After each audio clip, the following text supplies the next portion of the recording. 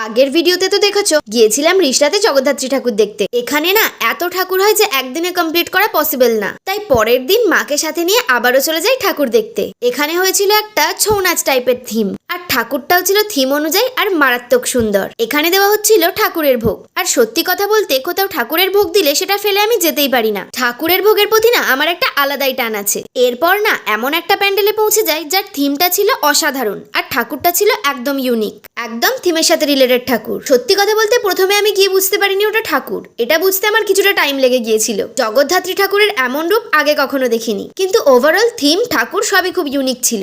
পরবর্তী থিম ছিল আমাদের জীবনের সাথে খুবই রিলেটেড, জল অপচয় না করা। এখানে দেখানো হয়েছে জলের এক একটা বিন্দু আমাদের জীবনে কতটা ইম্পর্টেন্ট। মানুষকে সচেতন করার জন্য এই থিম কিন্তু খুবই ভালো, আর ঠাকুরটাও কতটা সুন্দর শুধু দেখো। তারপর দেখো এই হলো গিন্নিমা, কত কিউট তাই না। দেন আরো কিছু সুন্দর সুন্দর ঠাকুর দেখে নেবার পর খেয়ে নিই ফুচকা। রাত যত বাড়তে থাকে তত ভিড়ে ঠাসাঠাসি হয়ে যায়। যেহেতু সেদিন ছিল রবিবার, তাই রাত বাড়তেই লোকজনের ভিড় বাড়তে শুরু করলো। ভিড় তো কি আর করা যাবে, ভিড় ঠেলে ঠেলে আরো কিছু ঠাকুর দেখে নিই। দেন ঠাকুর দেখা কমপ্লিট করে রোল নিয়ে বাড়ি ফিরে আসি। আজকের মতো এতটুকুই। নেক্সট ভিডিওর জন্য চ্যানেলটা সাবস্ক্রাইব করো। রাধে রাধে।